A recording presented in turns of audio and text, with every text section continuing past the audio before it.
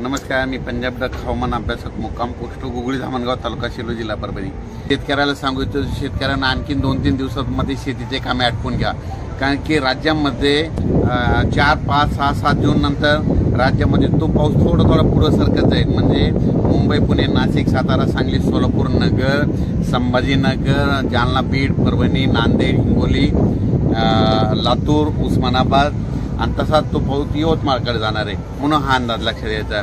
त्याच्यानंतर 5, 6, 7 जूनच्या दरम्यानमध्ये तो पाऊस परत आणखीन पुढं म्हणजे सातारा, सांगली, सोलापूर, पुणे, नाशिक, मुंबई, तसेच नगर, पुणे, औरंगाबाद, त्याच्यानंतर बीड, परभणी, लातूर, हिंगोली, वाशिम, नांदेड आणि त्याच्यानंतर बुलढाण्यापर्यंत 7 तारखेपर्यंत तो पाऊस सुरुवात होईल।